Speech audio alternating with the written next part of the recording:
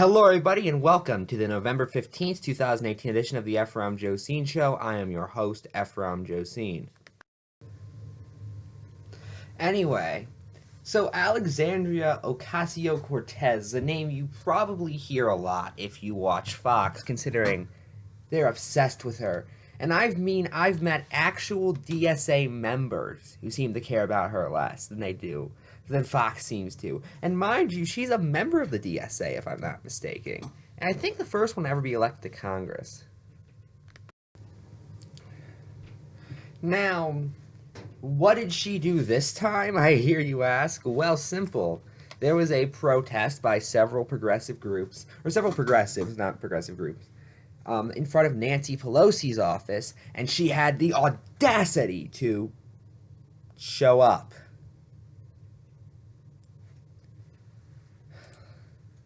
Oh my God. You mean that when a young congresswoman gets elected, who is a well-known progressive, her first reaction is not to immediately give the old centrist-ish woman foot rubs? Politics is just getting wild.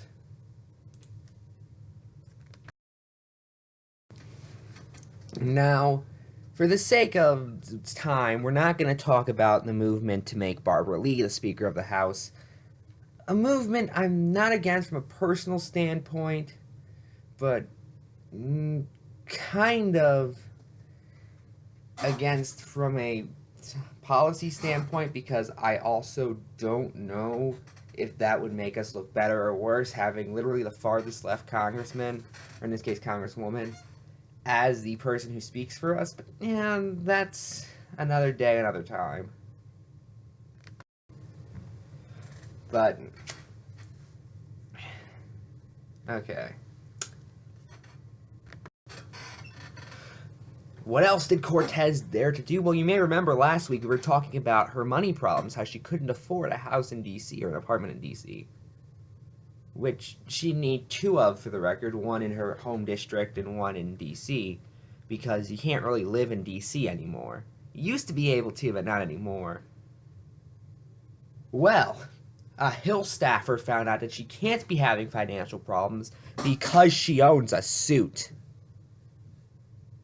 What?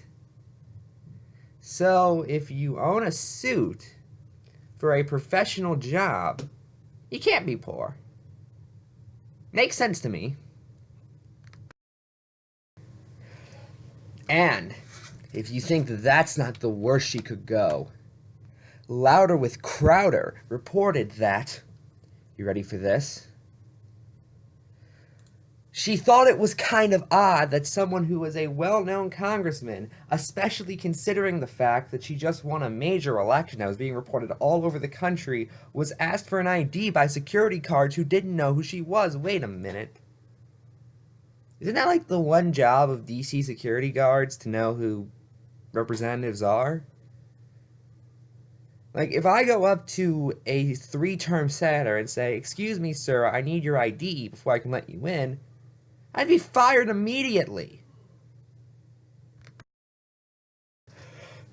But Ephrom, I hear you say, she had the overreaction of a tweet about it. Okay, she got kind of annoyed about it and therefore tweeted without fully thinking everything through. That's what everyone uses Twitter for. Oh my God, I'm so scared. But I know what you're thinking. I want to see all the bad Ocasio-Cortez arguments summed up into one. And, well, ladies and gentlemen, meet Hunter Avalone. Which kind of sounds like a bad folk song, honestly.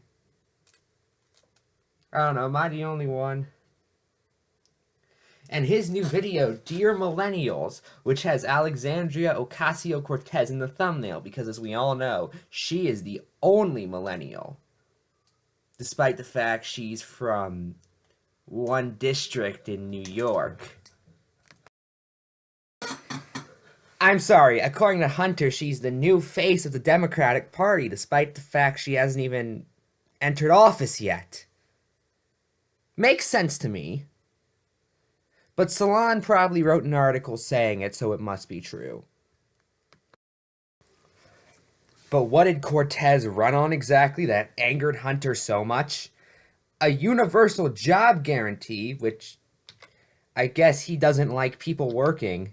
Housing as a human right, which he gives no actual rebuttal to. Immigration reform, which does include abolishing ICE, and I am a critic of. So, you know what? I'll be fair there. Medicare for all, which has been proven several times to work, and fully funded public schools and universities. Oh my god, we're gonna fund programs now? Oh god.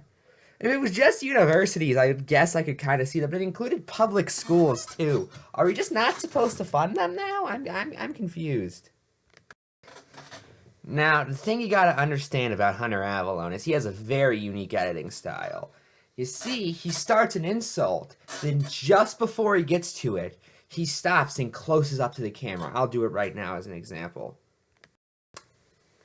You know, they say microphones are supposed to be gray, but when I see a gray microphone, the only thing I see... Ah, dang it! That did not work! That did not work! I actually like this angle better. Thanks, Hunter Avallone! He then shows you some of the questions that Cortez has flubbed. Most notably the infamous "everybody has 2 jobs" remark, which was actually more of a statement of how bad statistic unemployment is, which I'll give you she didn't do a very good job on. But for that matter, can I just talk about how the government can't do anything right except measure unemployment? And the CNN clip where she doesn't exactly really answer how she was going to pay for Medicare for all. Of course, Hunter cut some of it out, but what she's really trying to do here is compare it to other forms of investment we've had over the years, such as the GI Bill, which produced a lot of revenue. Same thing with the interstate highway system Eisenhower put into place. I'll give you again, she didn't do a very good job at explaining it, but okay, I can point to you. If I follow the smartest person in the room, or in the world, occasionally they're going to say something kind of silly, like a moment of screwing up. That happens to all of us. For the record, it takes about 5 minutes for the actual open letter to start, because pacing is for people who eat soy. His entire first point about entitlement, by the way, could basically be summed up in my new book, Get Over Yourself, You Big Dumb Idiot, where the only page is, there's only one page, and the only 3 words are, "You heard me." Me stealing from Internet Hippo is none of your business. He also briefly mentions the minimum wage and federal job guarantee, not actually offering up a rebuttal to the federal job guarantee, other than, it sounds like printing money. Well, okay, so do all federal employees. Let's get rid of all federal employees now. Or at least all public employees and government employees. So, Hunter, what I'm asking is, why do you want to abolish the police force? He doesn't actually even try and debunk the minimum wage point outside of just showing a man who's making $10 and saying, now if he gets $15 an hour, you'll have to pay more for food. He doesn't even have the decency to do like a fake drawing for that. No, only the restaurant worker who Hunter must love so much. And to be fair, who doesn't love a restaurant worker?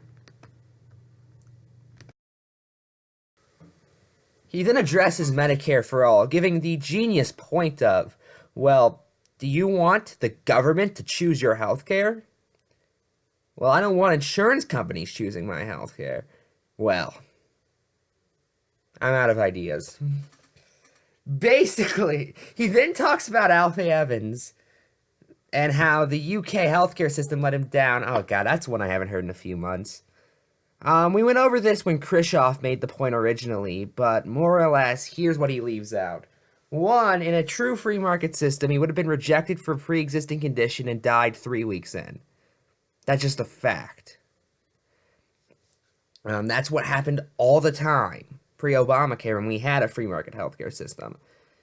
2, the kid was actually offered a flight to Italy where healthcare is considered a right, and the Italian government agreed to pay for anything to keep him alive. What's kept him there was nationalism.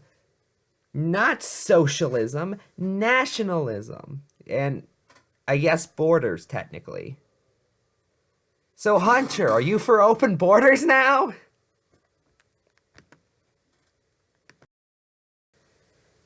But to end his point, he proves that people are actually just thin-skinned today, and it's not that reporting has just gone up and it's easier to find thin-skinned people, but okay. And his proof for this is The Guardian, a well-known bastion of journalism, found that some millennials had PTSD symptoms over the 2016 election. Wait, symptoms are full-on PTSD? Because, for the record, I looked up PTSD symptoms, and they include insomnia and nightmares. I've had a nightmare before. That's a symptom of PTSD. Doesn't mean I have PTSD. If this article said it left them with PTSD, full stop, I'd agree that was ridiculous. But random things can give you nightmares. Like, I've known people who have had nightmares based on, like, the smallest events in their everyday lives. And they weren't, like, weak people or anything. It's just sometimes weird things get into your brain.